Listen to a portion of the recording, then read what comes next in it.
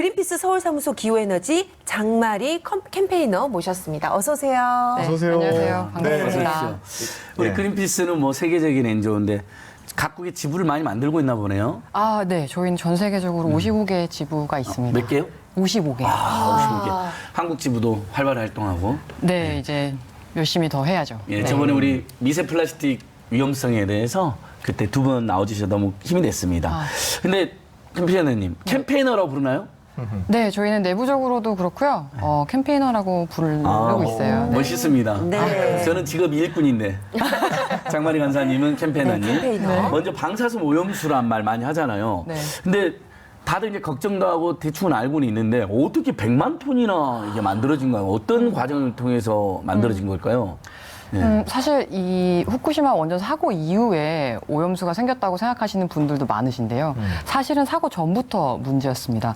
네, 이미 언론에 여러 차례 밝혀졌지만 원전이나 석탄 발전소의 경우에는 이 열을 내부에서 발생한 열을 식히기 위해서 해수로 냉각수로 사용하는데요. 그렇기 때문에 바다에 많이 면해 있는 그렇죠. 발전소들 보실 거예요. 특히 후쿠시마 같은 경우에는 원래 그렇게 낮은 지대가 아니었는데 이 취수 펌프 능력을 높이기 위해서 그리고 무엇보다 중요한 게 설비에 들어가는 비용을 줄이기 위해서 해수면에 굉장히 가깝게 원전을 짓게 됩니다. 그러다 보니까 또 아시다시피 후쿠시마가 산림으로 굉장히 이제 유명하고 그쵸. 또 많잖아요. 그러다 보니 수자원이 좀 풍부한 곳이고요. 지하수 유입이 원래도 많은 곳이었어요. 지금은 이제 원전 밑으로 유입되는 지하수들이 모두 방사성 물질과 만나서 오염수가 되고 있는 실정이고요. 예. 무엇보다 더 중요한 건 그 원자로 안에 고준위 방사성 물질의 상황은 앞으로도 오랫동안 알 수가 없을 거예요. 예. 사람이 들어가면 그 즉각 즉사하는 수준의 위험한 물질들인데요. 이 안으로 직접 물이 또 들어가고 있습니다. 이게 바로 고준위 방사성 오염수가 되는 거죠. 그러니까 그거는 이제 저장 탱크 안에 들어가는 것도 아니고 바로 그냥 바다로 흘러내려가는. 뭐- 우선은 그 냉각수로 되는 물, 그러니까 냉각수가 돼서 원전자로 식히고 있는 물의 경우에는 지금 바다로 일부 방출이 되겠지만 예. 그거는 사실 일본뿐만 아니라 원전을 가지고 있는 모든 나라들이 마찬가지거든요. 그리고 그 안에 방사성 물질들이 포함이 되어 있고요. 예. 그런데 이제 원자로로 바로 들어가는 물이거나 굉장히 고준위에 노출된 물들 같은 경우에는 지금 이제 언론에서 보신 것 같이 저장 탱크에 저장이 되어 있는 상황인 거죠. 네. 그럼 115만 톤. 115만 톤. 와, 양도 어마어마하네. 어마어마합니다. 근데 이 후쿠시마가 이 방사능만 아니면 참 천혜의 자연 환경을 가진 너무나도 좋은 곳인데 지금 그 지하수가 워낙 이렇게 자주 흐르다 보니까 이렇게 양이 많아진 것 같은데요. 그렇다면 이 고준위 방사성 물질을 포함한 오염수 얼마나 위험한가요?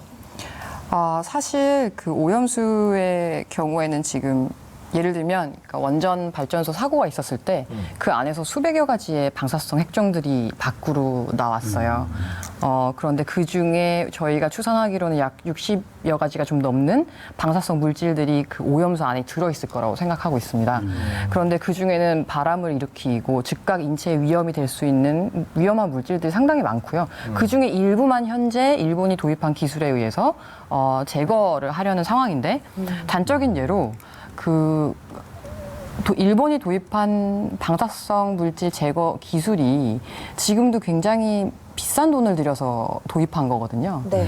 그런데 이 처리 기술을 2번 거친 오염수에서도 바람을 일으키기로 잘 알려진 스트론튬이 2만 배 이상 안전 수치에서 나타났다고 보고된 바 있습니다. 이건 모두 도쿄 전력의 자료입니다. 아까 심지어는 특사하는 경우도 있다면서요. 그러니까요. 그거는 이제 지금 원자로 안에 원자로가 다 녹아내리는 사고였잖아요. 그 물질들의 경우에는 무섭네요. 이 지금 오염수 같은 경우에 탱크에 저장하고 있는 게 110만 톤 정도가 된다고 하는데 이건 계속 늘어날 거 아니에요? 증가하겠죠? 네, 지금 저희가 사실 대화하는 순간에도 계속 는다고 보셔야 되는 거죠. 그러다 보니까 이제 일본 입장에서도 이거를 계속 감당하고 있을 수 없으니까 가장 손쉬운 방법으로 바다에 뿌려 버리겠다. 네. 이건데 네. 뭐 이렇게까지 해야 되는 건가요? 방법이 그렇게 없는 건가요? 사실 방사성 물질이라는 것이 완전히 없어질 수 있는 물질이 아니에요. 네. 게다가 말씀드렸던 것처럼 매일마다 저희가 추산하기로는 많게는 4,000톤까지 오염수가 유입이 되고 있잖아요.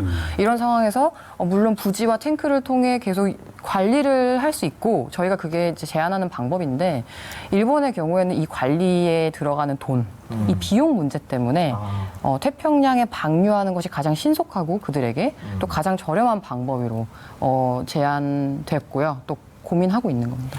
예, 그린피스 일본 지부에서 그래서 그 부분도 지적하고 폭로해서 큰 화제가 됐던데 세계 바다에 끼치는 악영향뿐만 아니라 네. 이웃나라인 우리 네. 한국, 네. 동해, 네. 동해로도 뭐 몇 달 또는 1년 지나면 이렇게 들어올 수 있다고 하던데 정말 그렇게 예측이 되고 있나요?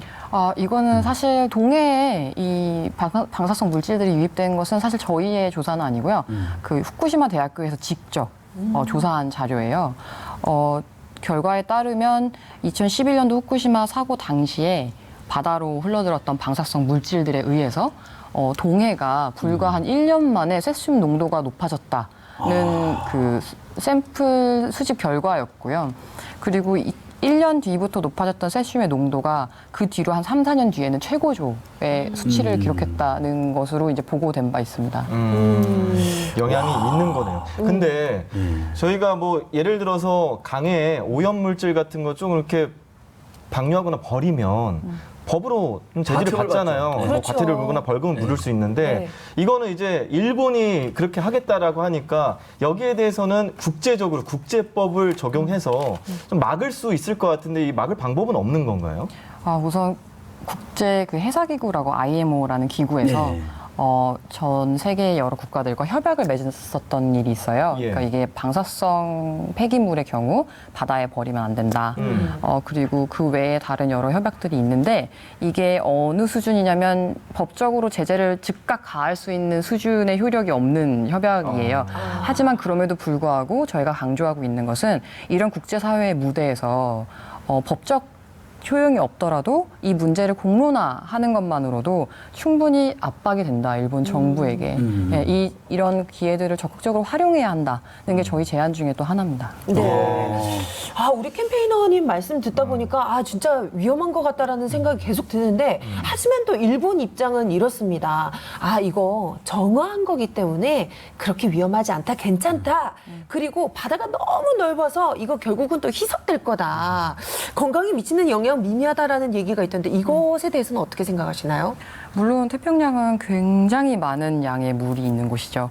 그러니까 그 방류를 한다고 해도 어쨌든 안전한 수치까지 방사성 물질들을 없애고 방류한다는 것이고 그 뒤에 태평양에 방류되면 조금 더 물의 영향을 받을 테니까 지금 저장되어 있는 준위의 방사성 물질은 아닐 거라고 예상은 하지만 문제는 뭐냐면 일단 첫 번째로 방사성 물질들은 바다에 있어야 하는 물질들이 아닌 거죠. 네. 두 번째는 그 수준이 아무리 낮아진다고 한들 말씀드렸던 것처럼 제거되는 물질들이 아니기 때문에 그럼 바다 해류를 타고 계속해서 돌게 되고요. 바다에 머물게 되죠. 네. 세 번째로는 이러한 양의 오염수를 직접 바다에 방출했던 경험이 없기 때문에 실제로 이것이 우리 해양 생태계에 어떻게 영향을 미칠지 모르고요. 마지막으로 해양 생태계에 축적된 이 방사성 물질들이 인체에 위협을 주거나 하는 어떤 영향을 줄 수 있는지에 대한 추적 조사할 수 있는 방법도 없고 영향에 대해서 예측할 수가 없습니다. 그렇죠. 인류가 경험한 건 이제 그린피스가 유명해진 계기도 되는데 프랑스가 남태평양에서 핵실험했을 때 네. 우리 그린피스계인 레인보우 레인보우 워리어가 가서 항해하다가 적침당하는 일까지 있었잖아요. 네, 뉴질랜드에 정박하고 있던 예. 배가. 네. 그러니까 그때 이러면 핵실험할 때 이제 바다에 방사능이 일부 들어갔고 그런 건 우리 인류가 경험을 했는데 이렇게 막 100몇만 톤을 조직적으로 뿌리는 건 처음이기 때문에 그리고 무슨 일이 발생할지 모른다 이런 걱정이 할 수밖에 없는 거잖아요. 네, 그러니까 원천적으로 이런 계획을 더 이상 고민하지 않고 또 실현할 수 있는 어떤 가능성 자체를 제거해야 하는 것이 이제 앞에서 말씀하셨던 것처럼 이게 단순히 115만 톤의 문제가 아니에요. 계속해서 늘어날 거예요. 계속해서 네. 만들어지고. 그리고 문제는 지금 정도의 방사성 준위보다 더 높아질 수가 있어요. 말씀드렸던 것처럼 원자로 안에는 아직 끔찍한 물질들이 저희가 예측할 수 없는 위험을 가진 물질들이 남아 있잖아요.